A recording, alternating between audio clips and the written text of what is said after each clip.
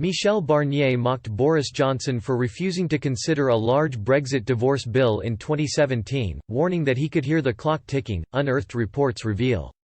Trade negotiators from Britain and the EU embarked on a fourth round of post-Brexit negotiations on Tuesday, but neither side expects a breakthrough this week. Instead, once the last cross-channel video conferences are over, Prime Minister Boris Johnson and President of the European Commission Ursula von der Leyen will meet to decide how to proceed.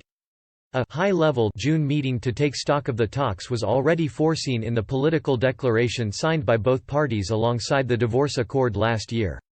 However, it may take on more urgency now, as talks between EU negotiator Michel Barnier and his UK counterpart David Frost have revealed stark differences in approach. This is nothing new, though, as already in 2017, when Prime Minister Theresa May was negotiating the divorce bill, talks were characterised by deep uncertainty. According to a throwback report by The Independent, 3 years ago, deep tensions arose between Mr Barnier and Mr Johnson about Britain's divorce bill.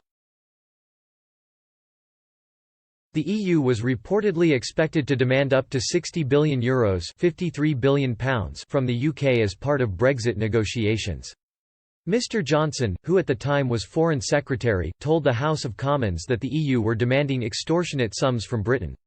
He said, "The sums the EU propose seem to be extortionate, and I think go whistle is an entirely appropriate expression." Asked about Mr Johnson's comments a few days later, Mr Barnier mocked the now Prime Minister and warned that time was running out for the UK to get a Brexit deal. He said, "I am not hearing any whistling, just the clock ticking." Mr Barnier noted the UK had to meet its financial obligations or risk breaching trust for its future relationship with the EU. He said, "How can you build a future relationship with a country where you don't have trust?